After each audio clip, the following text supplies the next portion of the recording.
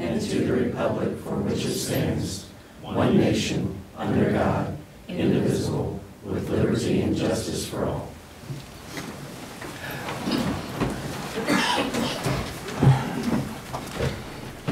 Good morning. Welcome to the January 7, 2019 meeting for the Shawnee County Board of Commissioners. My name is Kevin Cook. I serve as the chair of the County Commission. Joining me today is Commissioner Shelley Bueller. Good morning. Good morning. Commissioner Bob Archer. Good morning. Good morning. Madam Clerk, our first item. Unfinished business, number 1. Consider authorization and execution of contract C-35-2019 with Axon, Inc. to purchase 5 tasers, holsters, extra batteries, and 20 extra cartridges, including an extended 5-year warranty for Park Police at a cost of $8,010 from the Parks and Recreation operating budget. Good morning, Commissioners. Randy Luby, Park Services. I believe this was on a couple weeks ago. I wasn't able to be here that day, but I believe the Commission had a question regarding the battery production of these tasers. They are being discontinued, but there is enough in stock that should last us through, would be able to get them through 2019. I don't know if you have any other questions regarding the subject, or? Well, this was at the meeting that Commissioner Bueller was absent from, and we deferred action on this item. And just to kind of bring you up to speed of some of that discussion, there was discussion about a study that was going on with the Parks Department, reevaluating the need for a Parks Police force and where we stand. It had been a number of years as we evaluate where we're at with our Parks Police, and I understand that's ongoing. Yes. And before we invest in all new equipment, if we were to not have a Parks Police, whether that's a prudent purchase. And then Commissioner Archer had asked how many times the tasers had been deployed, and the answer was once in 6 years, and that whether or not we would need to buy all new tasers if this is or if we can just replace the battery until that decision is made. And then I believe that we deferred the action for investigation as to whether or not there will be enough batteries in stock to maybe look at replacement of the batteries until your evaluation could be complete. So how long would it take for you to complete your evaluation of the department? We're looking, our goal is about 1st of March. We're looking at it. We've met a couple times, and think we should be able to get it done by that period of time. And we would still have the ability to purchase batteries before that time period? That is correct. Okay. Is there any reason why we should or cannot delay taking action on this item until you complete with your review of the Parks Police? My concern is always the safety of our officers, and but again, we're only talking 6 weeks. We should be able to get by. Commissioners, questions? I would ask that we maybe defer action on this item until such time as you've had the opportunity to review where you stand with the Parks Police and bring it back, since it's not as time sensitive as maybe other items could be. Okay. Just one question, but you do have tasers now that have batteries that work? I mean, the tasers work currently? Yes, as far as we know.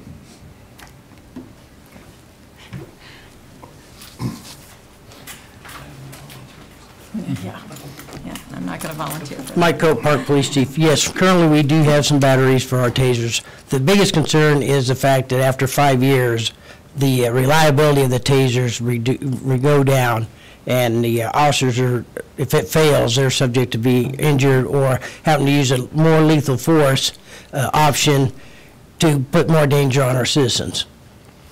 So, but to answer your question in regards to batteries, yes, we do have batteries. Other questions? I think it would be smart to defer consideration until we have a report from Randy. At this time, I would make a motion to defer action until such time as the Parks Department has had the ability to review the Parks Police Force. Is there a second? Second. Motion made by Commissioner Cook to defer action on this item, and second by Commissioner Archer. All in favor say aye. All opposed?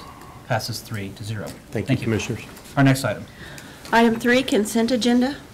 There's one item on the consent agenda. Move to approve. Second. Motion to approve by Commissioner Archer, second by Commissioner Bueller. All in favor say aye. All opposed. Passes 3-0. Our next item. Item 4, new business. A, County Clerk. Number 1, consider all voucher payments. The vouchers are totaling $815,475.36. Of note, we have under building and maintenance, $41,216.10 for sod installation. Under bridge project, Finian turnip seed, there is $66,460 for design for Southeast 29th Street over Deer Creek. And then also under information technology, World Data Products totaling $48,350. That's for 10 Cisco Catalyst switches. So I have no questions. If there are none from you, I will move approval. I don't have any questions. Yep, second. Motion made for approval by Commissioner Bueller, second by Commissioner Archer. All in favor say aye. All opposed. Passes 3-0. Our next item. Number 2, consider correction orders. I'll move for approval. Second. Motion for approval by Commissioner Cook, second by Commissioner Bueller. All in favor say aye. All opposed. Passes 3-0. Our next item. Item B, Treasurer. Number 1, consider authorization and execution of contract C-37, 2019 with Brinks for armored services to transport deposits to UMB Bank Cash Vault in Kansas City, Missouri. Good morning, Commissioners. Larry Moss, Shawnee County Treasurer. This is a one-year contract with Brinks for armored car service. We did go out for bids in September. Brinks was the sole respondent. However, I'm satisfied that they're offering a fair market price. Ask for your approval. Any questions for the Treasurer? Move to approve the contract. Second. Motion to approve by Commissioner Archer, second by Commissioner Bueller. All in favor say aye. All opposed. Passes 3-0. Thank you. Our next item. Item C, Parks and Recreation. Number 1, consider authorization and execution of contract C-38, 2019 with BW Field Services LLC, design builder, amending contract C-72, 2018 for the Lake Shawnee Junior Pond improvements to authorize installation of a French drain with a 50% savings to the county to decrease the total contract by $3,164.45 for a revised guaranteed maximum price of $418,335.55. Good morning, Commissioners. John Boyd, Parks and Recreation. This is basically a request to close out this contract on this project. We had some great partners with the Commissioner's support on this project, and Dick and Dottie Hangers, incredible support, and partnering with BW Field Services and Emery Sapp and Son. Did a great job working with those folks, and also the Parks for All Foundation. They were a big support for this project as well.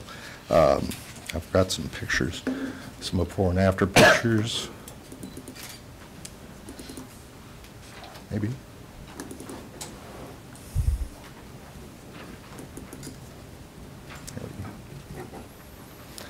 This is kind of what we started out with. It's not real pretty. This is actually in the process of draining the pond. Once that was done, we got all the fish out of there, everybody was ready to start work. Okay. So this is kind of a final picture. Actually, this is basically the first phase of the renovation. This was a basic project. We don't have a lot of landscaping done or anything like that. We do have bench placement surrounding the perimeter. We have decent grass. We'll get back in and reseed again this spring. Here's the water feature. That worked out really well. That's going to give us a nice focal point to be able to landscape around behind it and finish that up. And then here's the ribbon cutting with the hangers and various other assorted celebrities. Other than that, what this is actually doing is decreasing the price of the guaranteed maximum for the contract. And we came in at $3,164.45 less than the guaranteed maximum. It was a good ceremony, and Dick Hanger was able to be there on his 90th birthday before he passed, and so. Beautiful day. Any questions for John? No. I see two guys in hats there, and it's a beautiful facility. Job well done, and I'll move to approve the contract. Second. Motion to approve the contract by Commissioner Archer, second by Commissioner Bueller. All in favor say aye. All opposed? Passes 3-0. Thank you. Thank you. Our next item. Number 2, consider authorization of a project budget for installation and ongoing maintenance of 7 metal structured rest stations to hold portable restrooms for placement along trails in specific parks at an approximate cost of $18,694.50 from operating funds and $3,090 from the West Lawn Cemetery Fund, with a total project budget of $21,784.50. Morning, Commissioners. Again, John Boyd, Shawnee County Parks and Rec. Excuse me.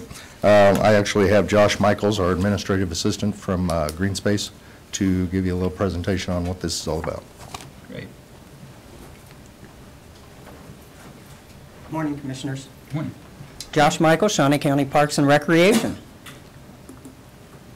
So essentially, we wanted to find a low-cost way to get restroom facilities out on our trails. That we have certain areas that that there's no restrooms in anywhere near or close by. So ultimately, trail users are limited on restroom options when walking or biking on several trails. Low-cost construction will provide restroom service to multiple locations. So what I came up with. Or the reason is essentially we want to establish dedicated regularly serviced porta-johns at specific locations along our trails that provide a safe place for facility use without high cost of building and maintaining a permanent structure. It also maintains our sign standards throughout our trails that identify safe locations in the event of an emergency situation, and they provide a location for a dedicated trail map that we can attach to the structures. So this would be what we would do. Ultimately, it would prevent tipping. It would be easy if if there's spray paint or something, it would be simple to spray over. It's got a side piece that bolts on, so if they need to provide service, they can take it out. It's also concreted onto a pad. And then you see it's got the Shawnee County sign to reinforce that. So we would have two sizes that we're looking at, a standard and an accessible size. We would have, So based on accessibility, we identified several locations within the different trails, and these locations don't currently have public restrooms close by. There's no gas stations. There's nothing, no place for individuals to stop at. So most of them have drinking fountains, a parking lot, or existing benches if someone wants to take a rest while they're walking. So these are the locations which we've got. West Lawn Memorial Gardens as a standard. Primary issue here is that there's no restroom facilities out there during burials, and then anytime they go out and mow or anything, there's no restroom facilities at this cemetery. So that would provide that. Hughes Park, it already has one, but this would allow it to be a permanent structure all year. Again, the tipping and vandalism would help there. And then Skyline, that's kind of they got a lot of natural trails. It's a big walking area, and there's no restroom facilities out there, so that would provide for that. Shunga Glen, that one would end up being ADA accessible. It would be a bigger one. It would service hopefully more people out there. There's also that one's close to the skate park, so. In the McDonald Field, Cushionberry, and Clarion Woods. Cushionberry is one that I want to point out that it's the beginning of a major intersection between Landon Trail and Shunga Trail. It's the closest area that I could locate that has a parking lot. There's also, it's kind of a nicer park area, so that's why Cushionberry was on there. And as you see, it's ADA accessible to try and accommodate as many people as we can on that. And then Clarion Woods, with it being another natural, a lot of walking trails and stuff, no nearby restroom facilities. So, any questions? I'd be happy to answer. Any questions for Mr. Michaels? Thank you for all the work in trying to locate. This is an issue that has come up, individuals that use the trails, and I know there's a common question of where the facilities are. So I appreciate all the hard work that's gone into this and finding ways that it's safe and having signage and not tipping over and causing issues for the county. So, Thank you. I have no further questions. I'll move approval. Motion for approval by Commissioner Bueller. Second. Second by Commissioner Archer. All in favor say aye. All opposed. Passes 3-0. Thank you very much. Our next item. Item D, Administrative Services, number 1. Consider authorization and execution of contract C39, 2019 with U.S. Bank to add an additional copy machine to contract C275, 2016 for the Parks and Recreation's Central Park office at a cost for the first 8 months of $2,491.19 and $3,321.58 yearly thereafter, with funding from the Parks and Recreation operating budget. Good morning, Betty Greiner, Director of Administrative Services. The Parks and Recreation has asked for a copier at their Central Park office. This is just the step to add this to our existing contract that we have with Century Business. Any questions? I'll move for approval. Motion for approval by Commissioner Bueller. I'll second, but I do have a question. As we go more digitally, and we've approved a number of iPads for Parks and Rec, and we're using technology like that across Shawnee County, why do we need more printers? It seems to me that things are going to be stored digitally, and the need for printers should be going down instead of up. The reason that we've asked for one here at the Central Park office is, if you'll recall, several years ago, the health agency used the basement of that for a health clinic. In our need for offices and consolidating those, we've moved up to, I think, around 18 offices into the basement of there. So we're going to we want one unit that services all 18 of those offices, and it will be more than just a printer. It'll be a copier, printer. It'll also have all of the functions of, and now you're starting to get out of my wheelhouse on knowledge here. I usually have somebody I hand this to and say, can you scan this? But those type of functions. Handle that. Oh, the scanning for me? Awesome, I'll send them over to you. I will say, in most cases, we say it's a copier, but it's used as a copier probably the least. They're usually used for scanning and then keeping those images, whether it's sent to, someone or another department, or whether it's actually saving them out on the drive. So even though I say a copier, they're usually used more for scanning than for copying. Thank you for bailing John out once again, Betty, and I'll second that. Motion made by Commissioner Bueller, second by Commissioner Archer. All in favor say aye. All opposed. Passes 3-0. Thank you, Commissioner. Thank you. Our next item. Item E, Commission number 1, discussion of the Kansas Expo Center renovation project, including approval of use of excess reserve funds. Good morning, Commissioners. Jim Krause, Shawnee County Councilor. We have with us here today representatives of McCown Gordon, who is our construction manager on the project, and HTK, here to discuss the latest construction cost estimates and to receive some direction from the board on where to go from here with the project budget. So I will go ahead and turn it over to these gentlemen. Introduce yourself. Scott Kimsey with McCown Gordon Construction. Also got Todd Ramsey from our office here, who's been working on this project with us as well. I'm going to open up a file here.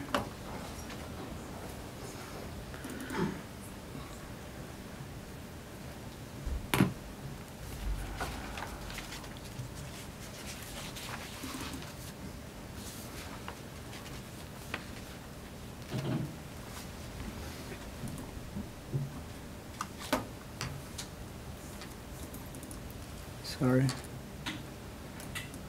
Oop, wrong file.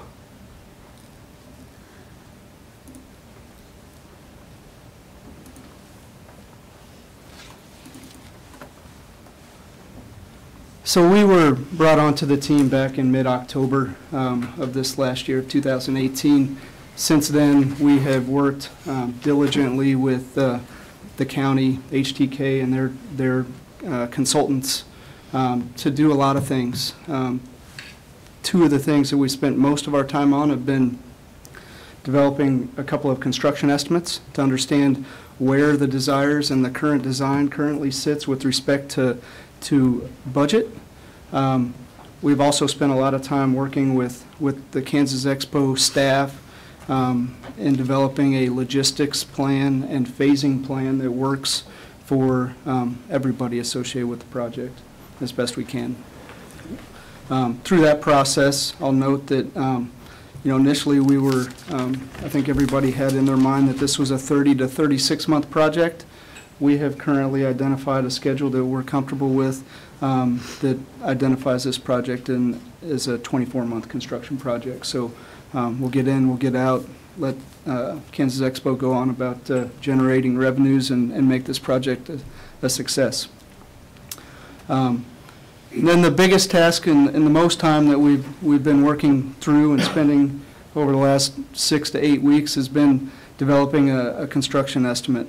We have done two, one based on a set of 60% complete documents and another based on a set of 80% construction documents. We've reviewed and finalized this estimate, 80% construction estimate, right before the holidays. On December 21st, we reviewed this information with Kansas Expo and county staff. We are currently sitting at about $40.8 million in construction cost for the renovations. That's exclusive of any work that has previously been done to upgrade mechanical systems, boilers, chillers, that sort of stuff. Some work that was done at Maynard Hall. And it is also exclusive of an owner contingency. Inside of the construction estimate of $40.8 million, we do have a 3% design contingency to allow for completion of the documents, as well as a 3% construction contingency. In addition to the $40.8 million, I'm sorry, let me scroll here to the top.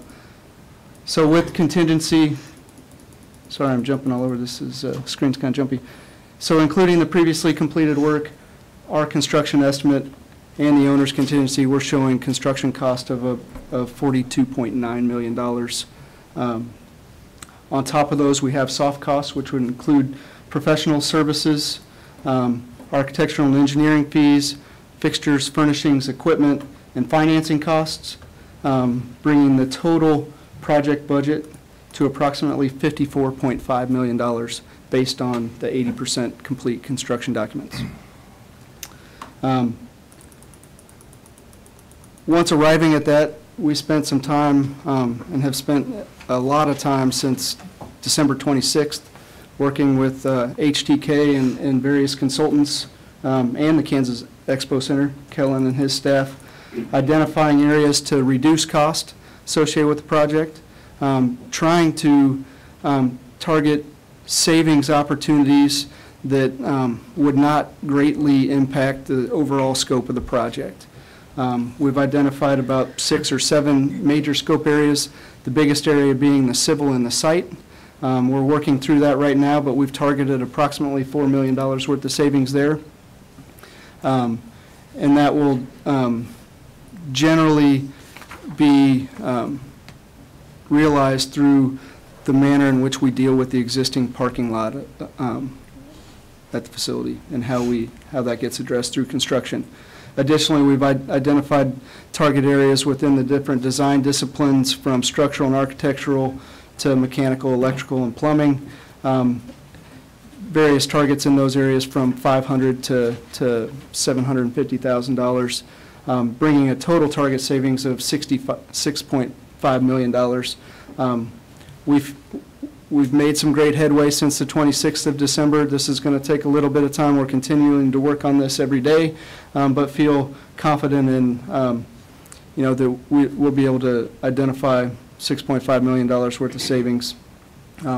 like I said, without greatly impacting the overall scope of the project, and certainly not impacting the program. With $6.5 million worth of savings, we feel like we can get to a $48 million total project budget. We feel that if we have to go much further than that, we're going to have to identify some program or some scope that would be reduced associated with this project to get to a budget lower than 48. If anybody's interested, we have, like I said, we have also spent some time identifying phasing and logistics plans associated with the project. As you'll see, and as I'm sure everybody knows, it's a far-reaching project. It's going to last last nearly 2 years. The major components of it include an expansion to Expo Hall on the north side of the facility, an expansion to the equine arena on the south of the existing arena, and an expansion to the main entrance to Landon to the east, as well as renovations to the interior of all the existing facilities, Expo Hall, Landon Arena, and the existing equine facilities. So, any questions? Can we talk a moment just about the parking lot? When HTK originally did the plan design, we talked about reconfiguring how the parking lots were laid out, but a lot of that discussion centered around the creation of a new building that would be to the south of the Landon Arena. Once we shifted gears to an expansion of the Expo Hall for the Expo Hall renovation, that kind of changed some of the needs for the parking lot. Can we work within our existing parking lots and maybe updating or renovating those rather than creation of new parking lots? That's our, we weren't involved in the previous plan, so I don't know everything about what was decided at that point in time, but the target that we have identified is identifying a path to renovate existing parking lots in their existing state, not reconfiguring. We're spending, as we begin to reconfigure, we start to spend a lot of money on how we deal with storm drainage and how we deal with parking lot lighting and lots of things that if we just leave the existing parking lot in its current configuration, a lot of those things can stay, and we can focus our dollars on rehabbing the parking lot. Chuck Smith, HDK Architects. Yes, Commissioner Cook. Exactly. The reason that we were driving in the original plan to redo the parking lot and reorder and reconfigure it was the fact that we did have, at that time in the master plan, a expansion that set directly south of Landon Hall, or Landon Arena. And your group was also involved with the Expos, or the Kemper Arena renovations. Correct. How does this equate to something similar to that? Structure-wise, I mean, they were built about the same time frame, similar design. Where does the Landon Arena and facility maybe stack up against the Kemper? Sure. Todd Ramsey, McCown Gordon Construction, and that was my project I was on that we just finished up here at the end of last year. Actually, this building is in a lot better shape than the Kemper Arena project. Structurally, it's a lot better shape, structurally sound, and than when we took over the Kemper Arena project. So yes. Okay. Was there any surprises that you would anticipate from this project that maybe we hadn't contemplated so far? I mean, obviously you won't know until you get into the construction, but. Yeah, I mean, sure, there'll be some, but I think we've done a pretty good job identifying as many as what we can, but it's nothing that's jumping out of us is a huge concern as far as right now. Okay. When we had the discussions of Expo Hall renovation, we had talked about adding a mezzanine level in classrooms and workspace. Does some of our cost savings talk about maybe pulling those out and waiting to have those added in at some later point? Yes. Yeah, and we've pulled out some of that stuff to get to where we're at today, actually. We had at one point contemplated leaving in some preparatory work for future but have decided that we would probably pull that out because it is something that could be accommodated fairly simply at a later date. And kind of talking about our numbers and what we have to work with, this is an item that we did go out for bonding. We did bond an amount of money. Betty, you'll kind of help me out on what our total bonding is and what budget we have. Yes, we did go out for bonding only for the portion that would come from the sales tax. Since the sales tax comes in over an extended period of time, we bonded this out, and we bonded it early because the interest rates were low. And then as the sales tax comes in, a portion of those sales tax each year will go towards that bond payment. Okay. Once we bonded, how much did that leave us with to operate from? Well, our financing costs were $7.5 million, or almost around $7.5 million. So you take the $35 million and subtract that. So that put us at about $37.5 million for the whole project from the sales tax. Okay. And I see that that's factored into, in the red, in the owner's soft cost? Yes. Okay. But if we were to look at the, I guess, kind of helping us out here, maybe Jim or Betty can kind of, what is our gap that we have that is currently existing? Basically, what the explanation to you today explains, what it provides to you is they can target savings to get that project budget down to $48 million.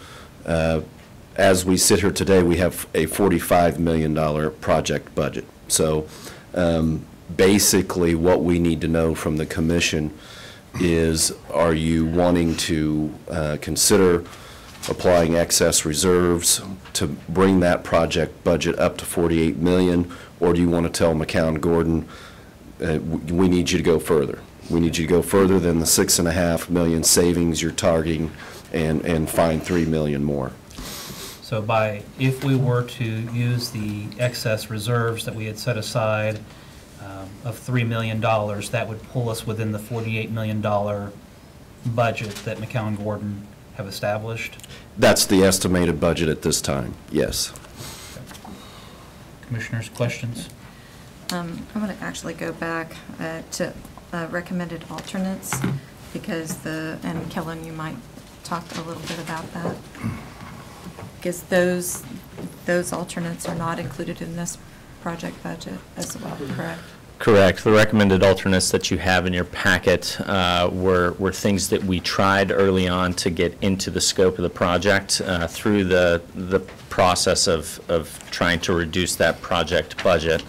Some of those did not make it. Some of them, however, we have already started implementation with at the facility, including the X-Hull Wi-Fi system, which is a partnership project that we entered into with a local company here in town.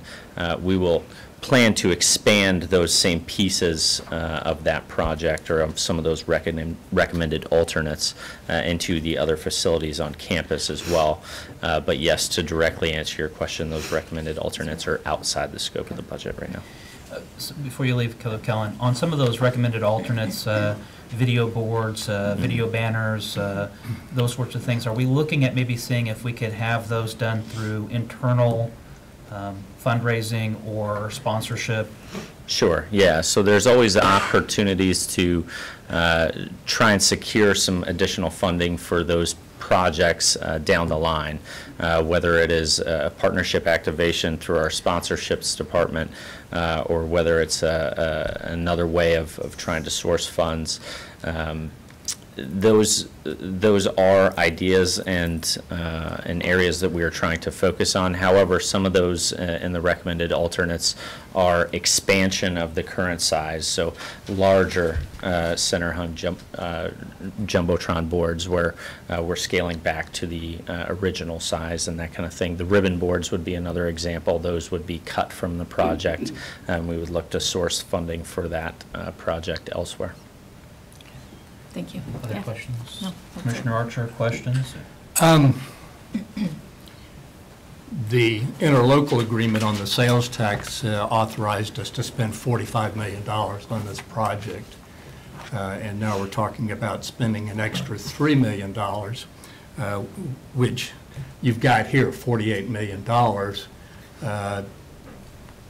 What does a $45 million project look like? I haven't seen what that would look like.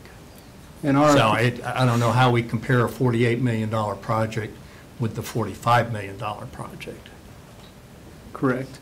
In our opinion, to get below the 48 mark and closer to 45, we would begin to start looking at some scope. What are we, can we reduce or eliminate portions of the project? Reduce the size of the expo hall expansion, reduce the size of the equine expansion, drop the renovations to the existing equine facilities, things like that is how we would. But we don't know what the optimum would be at this point. Not yet. Okay. I'm having a problem where we've got two alternatives, but we've only got one proposal. But what you're saying is, if we were to drop below the $48 million that you've identified at this point, we'd be going back to re-engineering the project with HTK. Correct. And so we would have an increase in engineering costs or delays in construction. Yes. So in order for us to get started, though, this is your recommendation to stay within what has already been designed and engineered. Correct.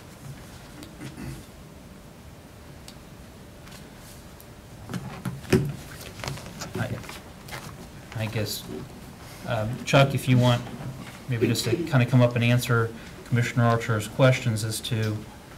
I don't have a direct breakdown, but in front of me of what each of those parts and pieces, actually I do right here, but you know, Expo Hall renovation, existing X Hall renovation is $2 million, so we would consider not doing any renovations in X Hall. The land and arena expansion is roughly $6 million, so and it can't really be reduced to accommodate the entry sequence and the ADA accessibility and all that stuff, so it's kind of an all or none. You'd have to take it out of the project. Land and arena renovations are over $10 million. You know, what do you give up in land and arena? Do you not replace the seats? Do you not replace the lighting? Do you not fix the bathrooms and the toilets and the accessibility issues that are in the arena? Do you not provide for the experiences that a modern facility needs in terms of food services, those things? I mean, the gamut goes for, you know, all over the place in there.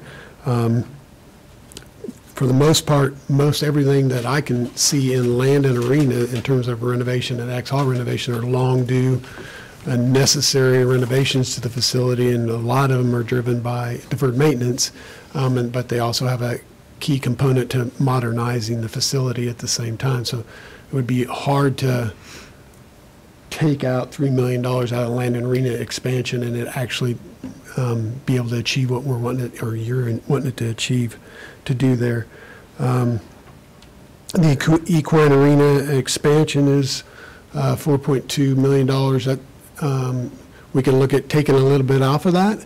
Otherwise, you know, maybe one bay out of it, but wouldn't take $3 million out of it. Otherwise, it's an all or none for that portion of the facility. So there's these kind of big chunks of money that it's hard to scale down to make less and achieve what you're trying to achieve with the facility. So what we're doing right now are these targeted alternates down here, as we're looking for better ways that, and a lot of them, McCown and Gordon, you know, they came to the table when they said, hey, here's your number. It's $54 million. What can we do? What can we do to find a way back to where you want to do without giving up that kind of money?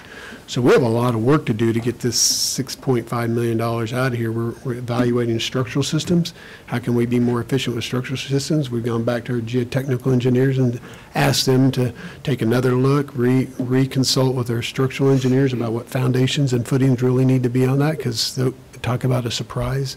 The equine facility has over $1 million worth of foundations under a pre-engineered building, and we're beside ourselves about it, and we're trying to figure out, can we do better than that, and what's missing here is there a disconnect. Architecturally, we're going back through and make sure that the model, the way we do our work now is a model, if you will, a three-dimensional model. Make sure that we properly have existing stuff to remain identified versus it being new, so we don't have any extra material that their computer system's pulling off and, generating costs to that we're actually not putting in there. But the other things we're doing is going back and looking at, can we trim down the architecture or what we're doing at the end zone bar? Can it be less elaborate than it is? Can we do things differently and be more nimble about it? Can we look at options to not do masonry where we planned on doing masonry and do drywall partition, and does that make sense? And so a lot of these things, we're going to come back when they present the final budget and hopefully GMP with bid numbers that align with that and options, so that the option will be pulling for a target for $48 million, pulling down, and all the parts and pieces to get you there.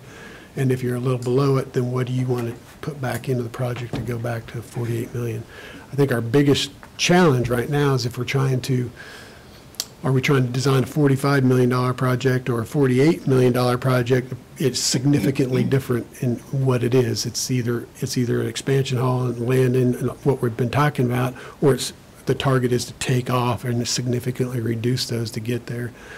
So I think the message I got pretty clear from McCown Gordon is that to do what you want to do with the buildings and to be nimble, find $6.5 million to take out of it.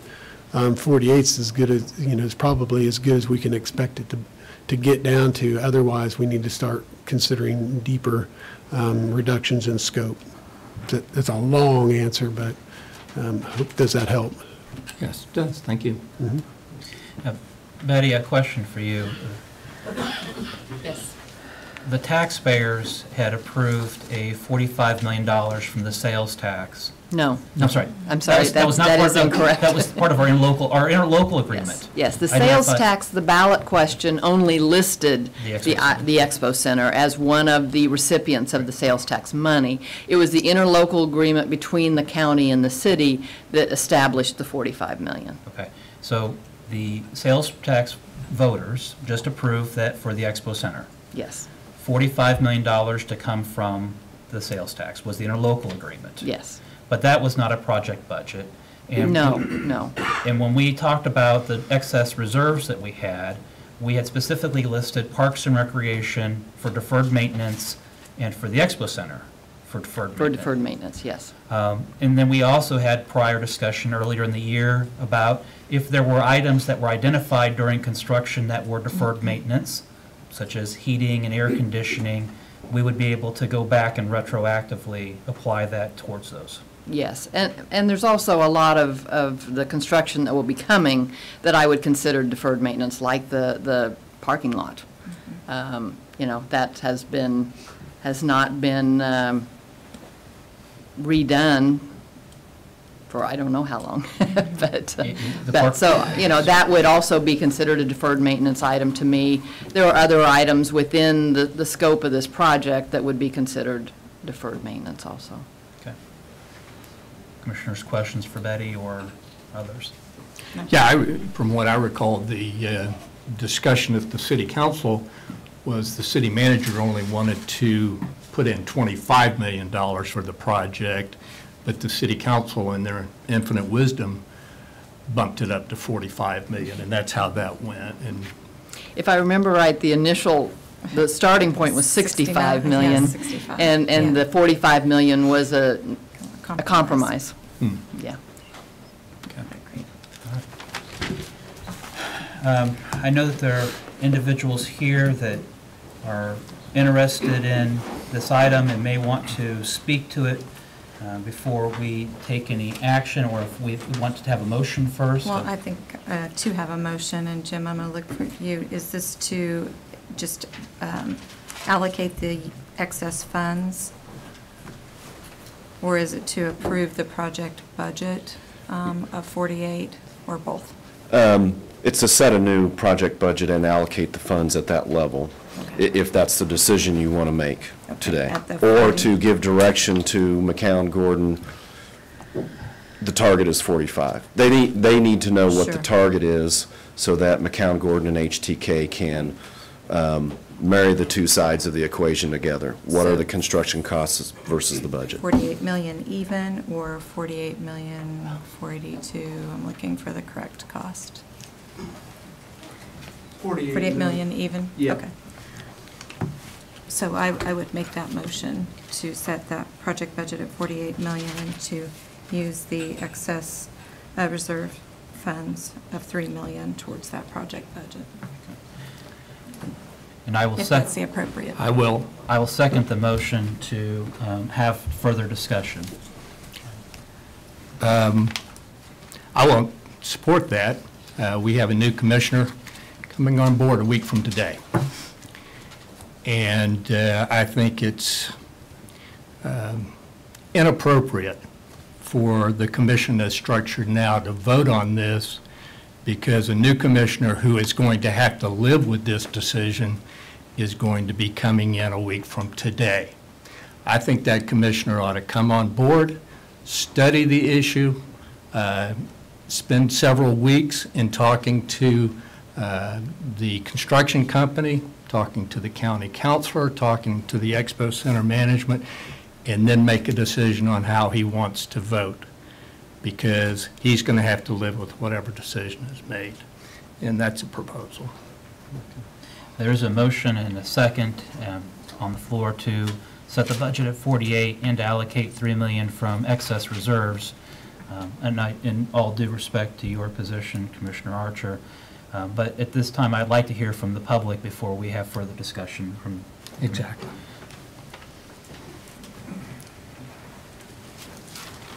Well, since you have a first and a second, I really don't think it matters much to you what the public says. But I'm going to go ahead with my script that I've written. I'm very much opposed to the spending of the $3 million of the $6 million of excess fund that the County Commission had earmarked for either the deferred maintenance for Parks and Rec or the Expo Center. I do not want to see this spent on the Expo Center. This money should be spent on deferred maintenance for Parks and Rec.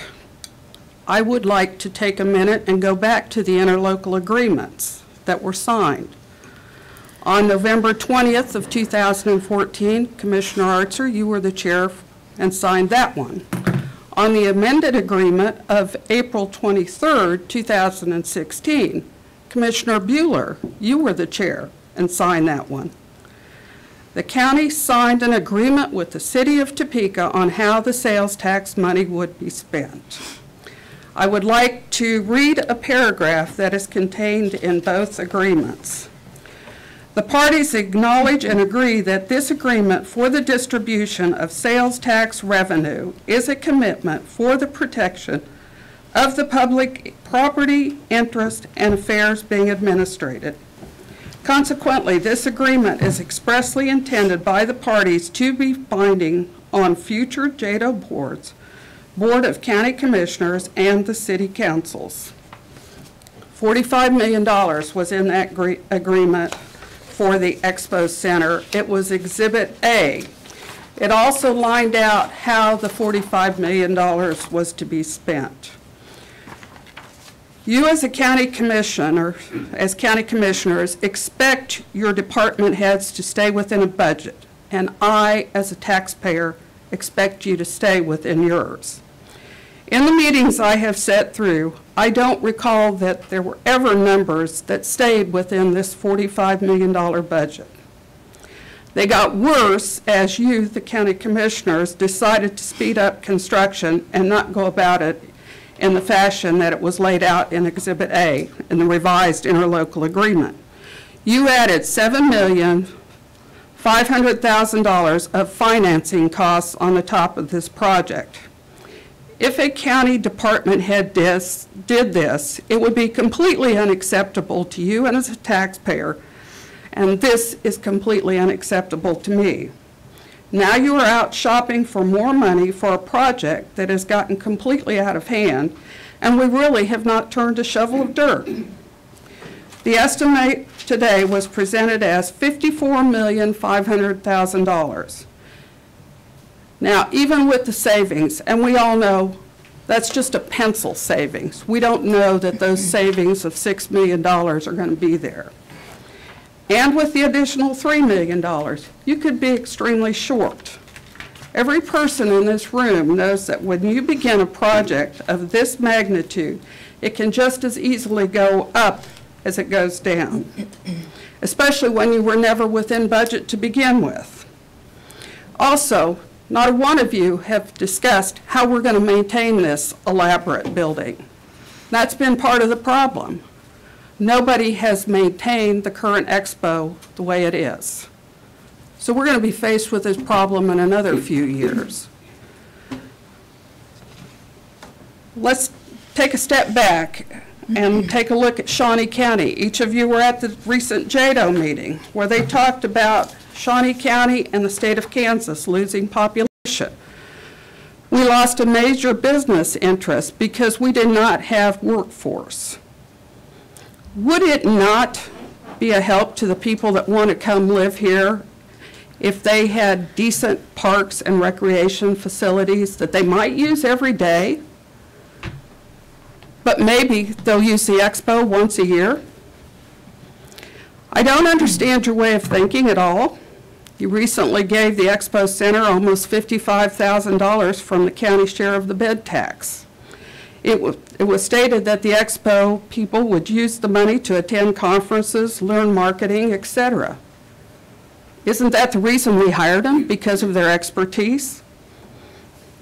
I don't understand. I truly don't. One last comment. I agree with Commissioner Artzer. I think this vote should be deferred until Commissioner Rippon takes office, which is in 7 days, because he is going to own this. And let me tell you, if you have to come back for more money, it's going to be on his shoulders. And I, myself, if I was doing this, I'd want to have a part in the discussion. Thank you. Thank you.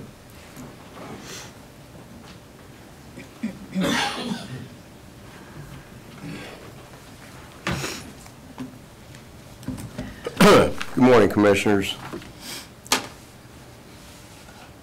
My name is Joseph Ledbetter. I'm a local attorney. My comments are simply mine, but I will share that in our surprise that this was on the agenda, I've talked to several members of the advisory, Parks and Rec. We were not notified of this. This did not hit our radar screen till Friday. We have not had time to even adequately respond to this request on the excess funds.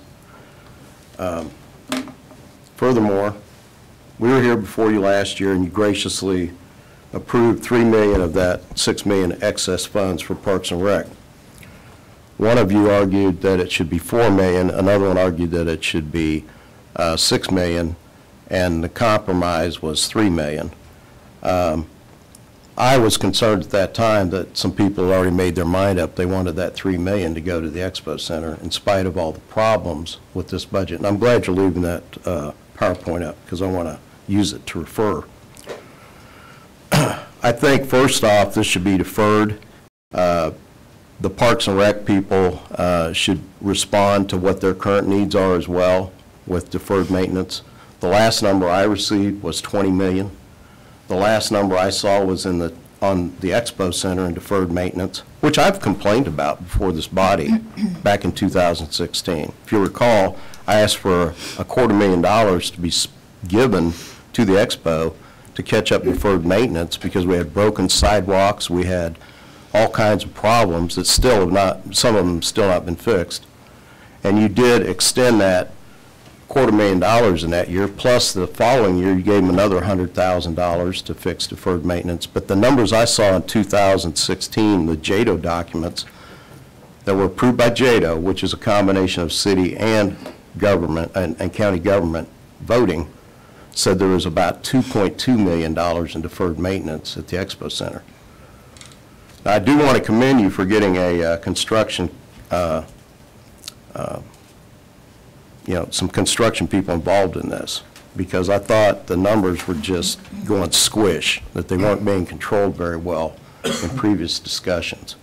So you've asked for a construction manager. We've heard from them.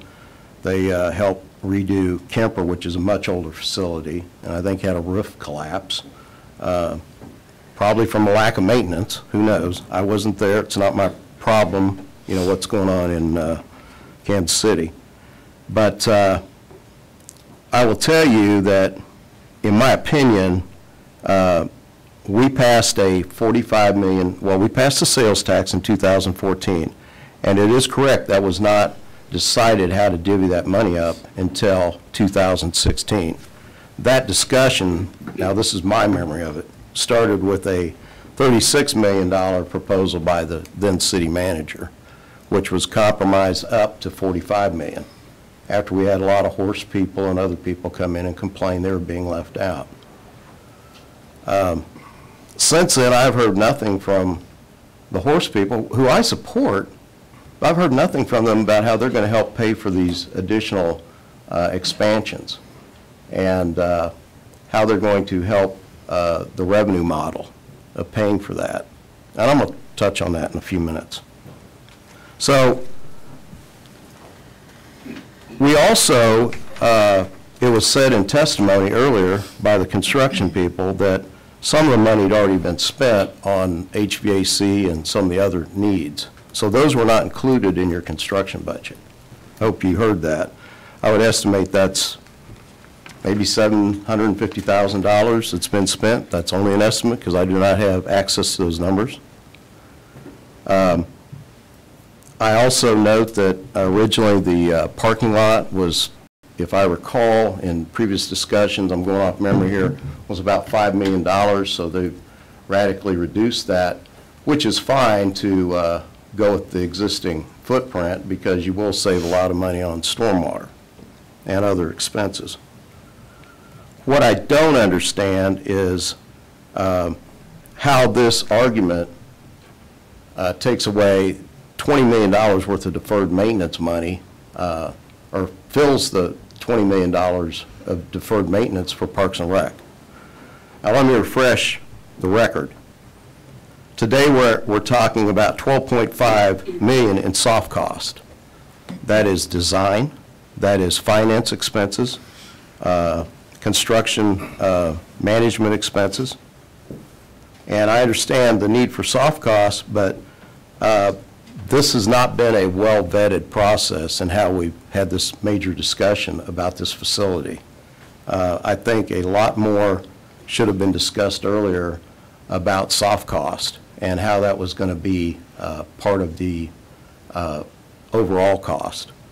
I think a lot of that, as I remember previous discussions, kind of got left out. You have a $1 million subsidy going to the Expo Center now. I'm wondering if the extra $3 million couldn't come out of some of the future subsidy, maybe lower their operating cost through efficiencies of upgraded HVAC, which should cost less. The lighting, I believe, is absolutely needed, so you can get less cost in operations. The bathrooms are horrible. They were horrible through the early part of last year, even though in the JADO agreement of 2016, it was agreed that that deferred maintenance of $2.2 million would be spent in 2017. So the money was already there. I'm looking at some things that really concern me about lack of maintenance of public facilities in not just the Expo, but even more so in Parks and Rec.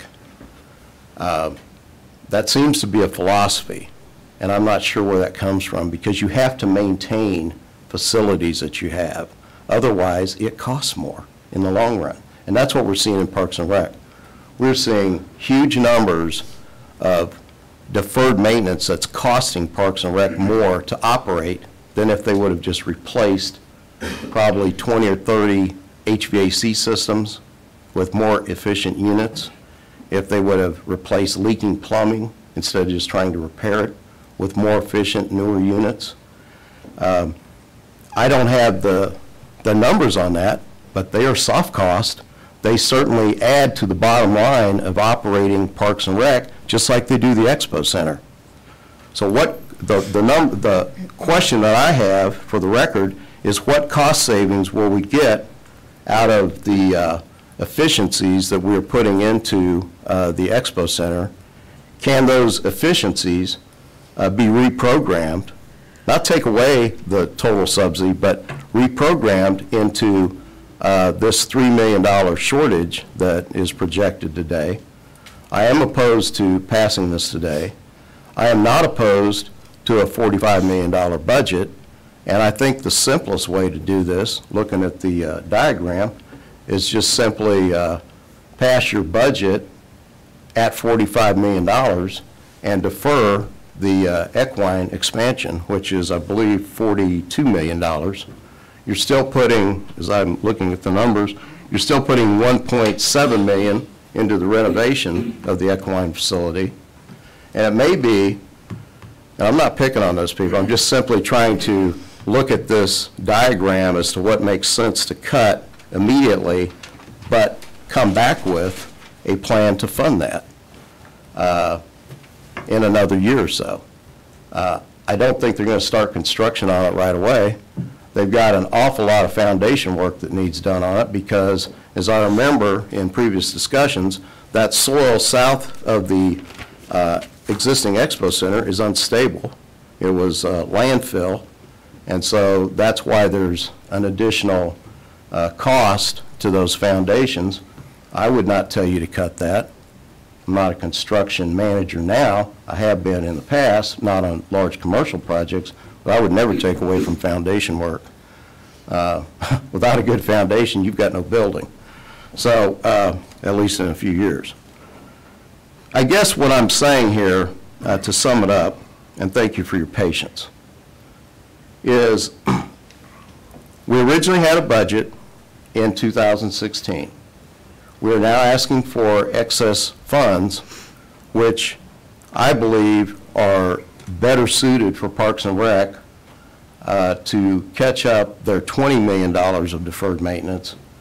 And I would say that the additional money that you're requesting, and I do think they've come up with some good cost cutting on the parking lot and some other things in listening to your presentation, is to simply defer one item of expansion, which is a new building, on unstable soil, as they said in the record in earlier meetings that I've listened to, and come up with a new way to pay for that, either through reprogramming some of the operational costs, through savings, projected savings, or ask the equine people to come up with a way to pay more fees to help pay for that additional expansion, not the renovation, but the expansion, and or maybe consider down the road that you might want to bond that. I mean, you spent money on revenue bonds. I guess you could do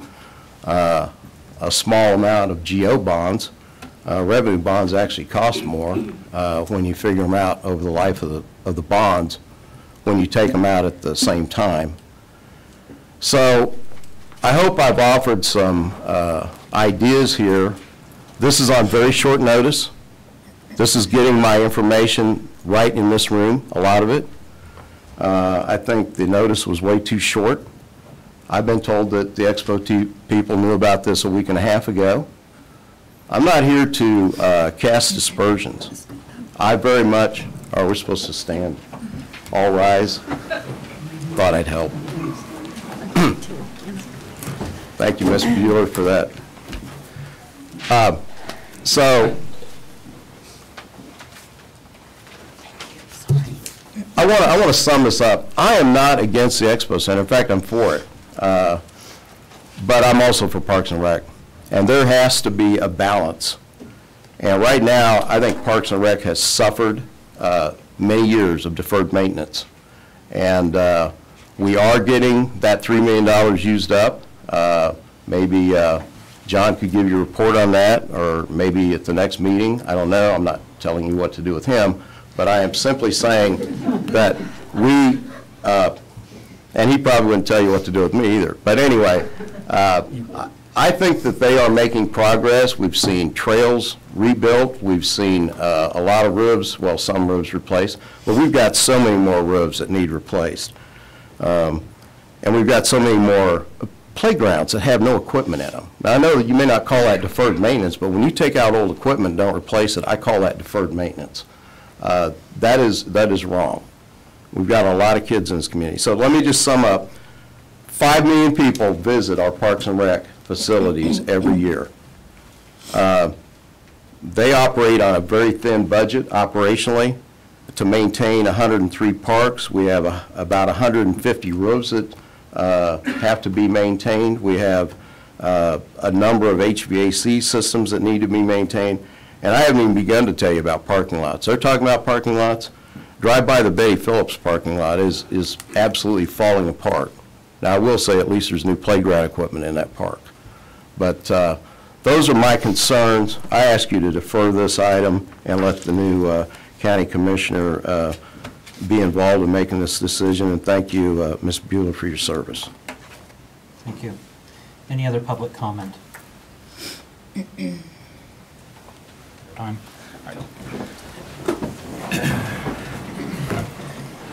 And again, is there any other public comment on this item?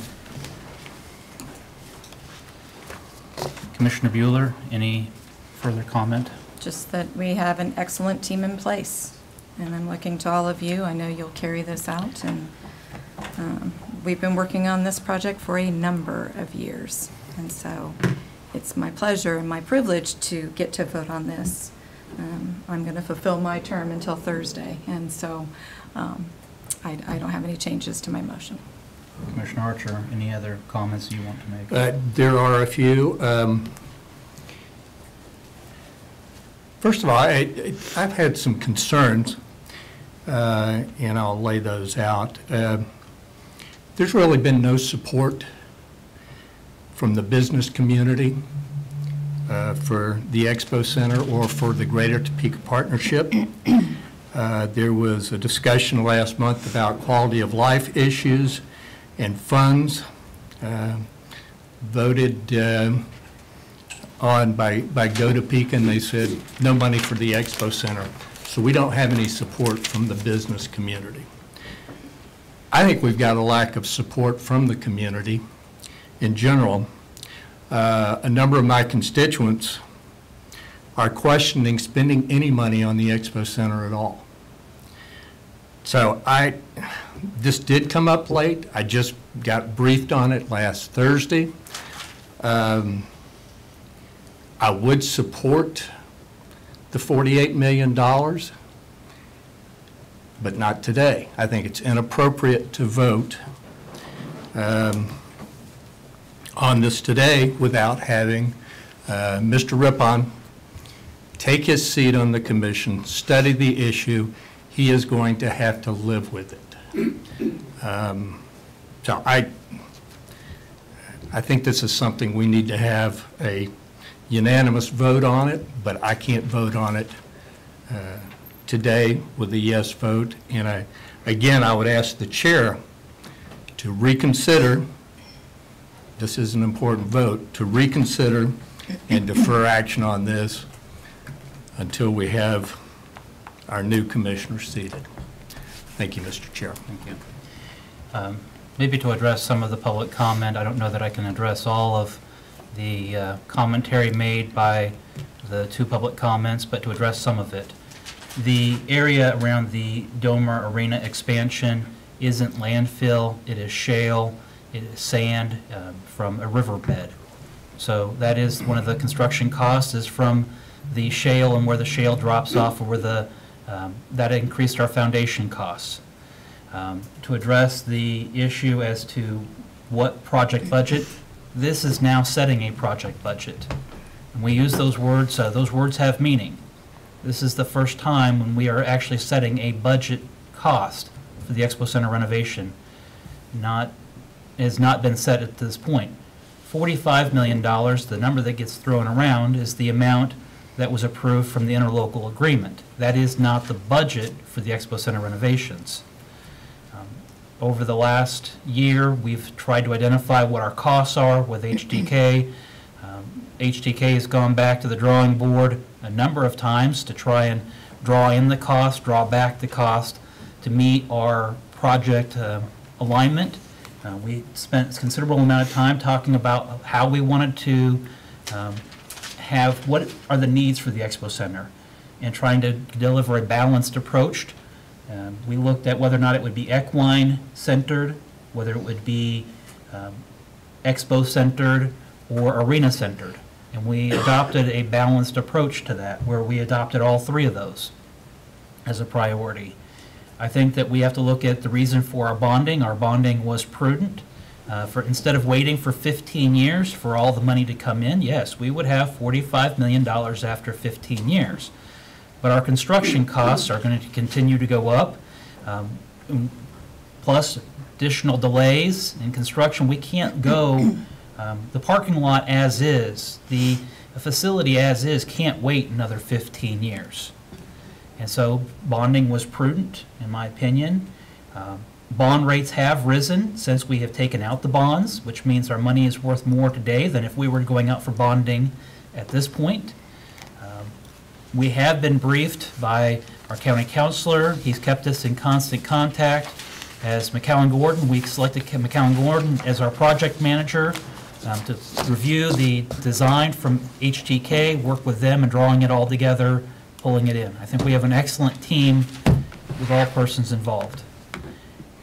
The reason why I'm voting yes today is not as a disrespect to Commissioner Rippon or you, Commissioner Archer. I will work with both of you for the remainder of my term, if not longer. But it's to look at our construction costs. To delay further action, our construction costs to get us started on our expedited timeline and delaying the project. I think it's time for us to move forward so that we have a duty to our taxpayers to have this done in a timely manner. In my view, that's phony. That delaying for 3 or 4 weeks is not going to impact construction costs. And it is disrespectful, I think, to the two commissioners. Mr. Chair.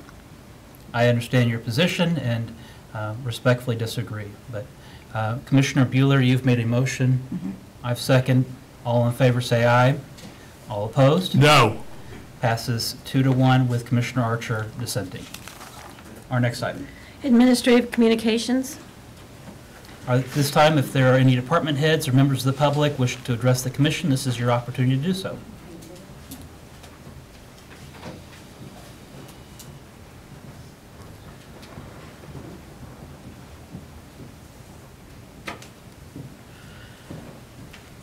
Hi, how are you guys? I am Amanda Monholland, and I am the Health Promotions Coordinator for Shawnee County Health Department.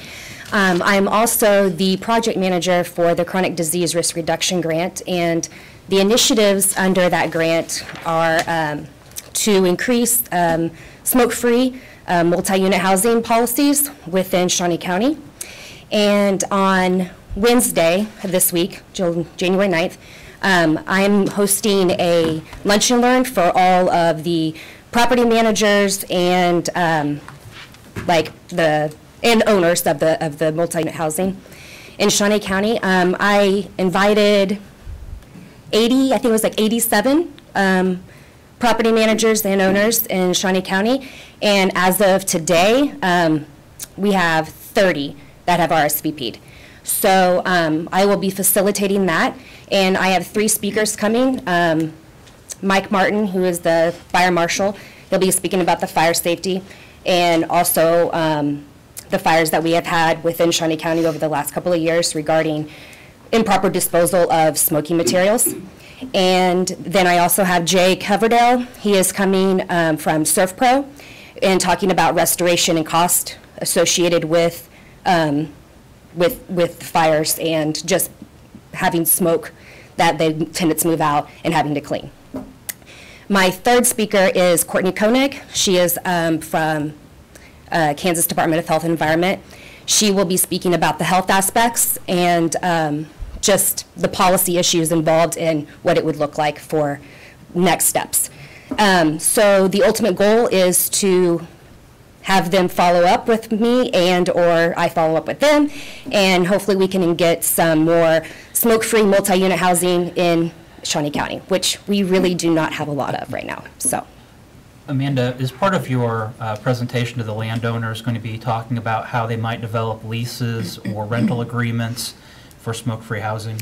Correct. We've currently have already worked with 3 in Shawnee County, and so we do have that experience, but I've also am going to help them with next steps on implementing with their tenants, with discussing it and having a gradual process of reaching them to get to that smoke-free, and whatever level that may look like for them. So if it is completely smoke-free or completely tobacco-free, then those are some things that we would look at, like at gold standards and silver, and how we would manage those, and helping them with implementation. So this is really an informational session for private landowners on how the benefits of having smoke-free housing and how they might implement those in their housing units. Correct, and we already have where it's been passed with the HUD, is all HUD multi-unit housing is smoke-free now, and I have invited them, and they will be there as well to hopefully address any of those issues that may come up for questions in how they've gone about doing it too. So. Okay.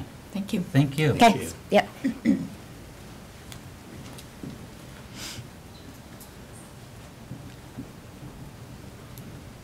Good morning, Commissioners. Linda Oaks from the Health Department. A couple of quick items. We have had several calls from WIC recipients asking if WIC is still open because the federal government is in a partial shutdown, and WIC is currently still open, so if your benefit card's not working, you need to call us, because it's not because the government is shut down. And the number to call is 251-5607, and that will continue as long as the state has the funds to do that, so we're hoping we can continue that. The other thing is that you've probably heard that flu is on the rise now in Kansas, and Kansas has gone to high from regional as far as flu cases. So we still have plenty of flu vaccine at the health department. It's not too late to come get your shot. We usually don't see a peak in the flu season until February, so we still have a lot of weeks to go on the flu season. So, and remember, we're open over lunch every day but Wednesday now. So please come and get your flu shot if you haven't done that. It's not too late. And if you have questions, that number is 251-5701, and that's at the 10th Street Clinic, 10th and Woodward. Thank you, Commissioners. Thank you.